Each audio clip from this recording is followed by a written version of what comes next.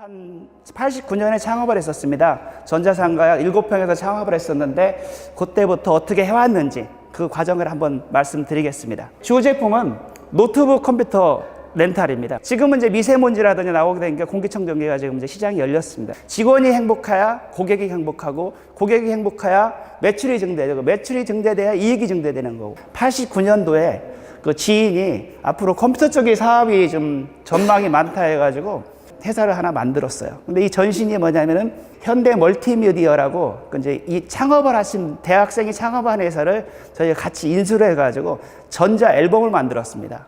그 도서라든지 산간 벽지 같은 경우 학생이 몇 명이 안 되기 때문에 전자 앨범을 만들 수가 없어요. 그래서 이제 그런 쪽으로 해줬는데 이게 소프트웨어가 아시다시피 돈이 안 돼요. 뭐 직원은 한 15명 되고 하는데 수익이 안 나더라고. 그래서 그때부터 렌탈을 시작했어요. 아, 이건 렌탈을 우리가 가능하겠다. 왜? 우리가 이제 컴퓨터를 아니까 컴퓨터 재고도 있고 어차피 유통 물량 안 되는 거는 거기다 렌탈로 빌려주면 되니까 전문적으로 하자. 뭔가 핵심으로 하자. 노트북 위주로 했습니다. 노트북.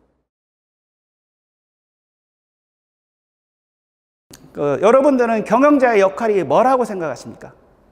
의사결정이 핵심이라고 봅니다. 의사결정이. 코닥이 디지털 카메라를 먼저 만들었었어요. 만들었지만은 시장에 적응을 못하고 그거를 채택을 못하는 사이에 다른 회사들이 앞서가는 바람에 아날로그만 고집하다가 코닥이 부도가 났습니다. 어떤 리더를 만나냐에 따라서 리더가 결정을 하냐에 따라 회사를 키울 수 있고 어떻게 하느냐, 그 리더 역할은 올바른 의사결정을 하는 게 제일 중요하다고 생각합니다. 대기업 같은 경우는 이제 시스템이 다 돼 있기 때문에 조직이 다 있기 때문에 올라오는 건 봐서 판단하면 되는데 중소기업 CEO들은 자기가 다 결정을 해야 돼요. 그러면 이제 결정을 하려고 그러면 알아야 되잖아요. 뭐 독서를 통해서라든지 그 중소기업 모임이라든지 선배를 통해서라든지 요즘에는 뭐 네이버도 있고 뭐 여러 가지 많이 있지 않습니까? 정보 습득을 많이 해야 되거든요. 그 혼자만은 할 수가 없어요. 뭐 리더의 역할이다 그러면 뭔지 첫째가 뭐 비전 제시다. 비전. 회사에 비전이 있어야 될 거 아닙니까? 두 번째는 뭐 전략적 사고라고 하더라고요.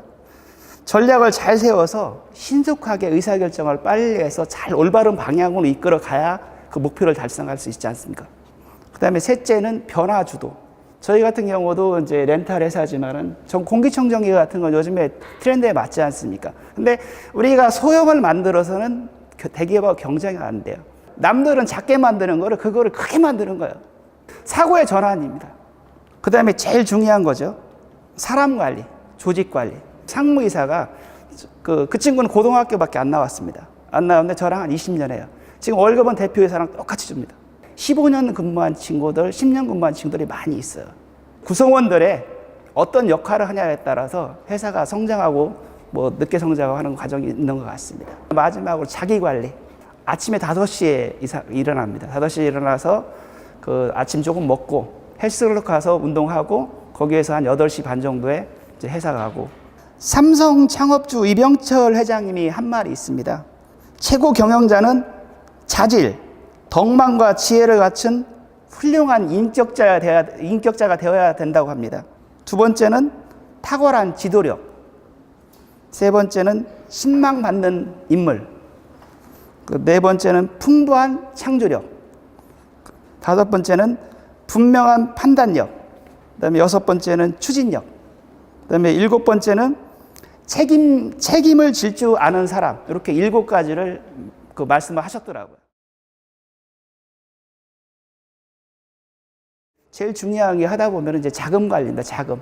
이번 정권이 이제 그 일자리 창출이기 때문에 지금 모든 예산이 다 창업자, 7년 미만 기업, 3년 미만 기업한테 다 모여 있어요. 지금은 그 창업하시는 분들한테는 혜택이 굉장히 좋아요. 전문가라고 하면은 뭐 옛날에 뭐 1만 시간의 법칙도 있고 그렇지 않습니까? 3년 해보면 이 사업이 되겠다, 안 되겠다 알 거라고. 10년 넘어서 그 사업이 안 되면은 변화가 아주 심하기 때문에 저는 그건 안 된다고 봅니다. 그러면 빨리 또 바꿀 줄도 알아야 돼요. 그 다음에 저희 같은 경우는 이제 4차 산업이라고 하니까 우리도 뭔가는 해야 될 거 아닙니까? 그냥 가만히 있을 수 없잖아요. 그 잘하는 회사한테 저희가 투자를 하기로 했어요. 그래서 10개 정도. 요즘에는 주 52시간이다 보니까 52시간밖에 못 하게 돼 있죠. 더 하고 싶어도 못 하고. 업무 집중 시간 제도를 이번에 마련했어요. 그래서 오전에 1시간 반, 오후에 1시간 반은 다른 일 안 하고 업무에 집중하는 시간. 그다음에 회의 시간은 15분 이내로. 제한제도. 어떻게 하다 보니까 이 일을 이렇게 하면은 일을 효과적으로 하더라. 그럼 제한제도로 하는 사람한테 포상. 자유롭게 토론하고 하는 수평적인 문화를 만드는 걸로. 쓸데없는 거는 예를 들어서 기한이라든지 그래서 팀장한테 권한을 좀 많이 주기로 했습니다. 주고 권한도 주고 책임도 주고. 여러분들도 어려운 환경에서 준비를 하고 있어야 됩니다. 위기가 있을 때는 항상 기회가 있다고 하는데 준비하고 있다가 큰 기회를 잡기 바랍니다.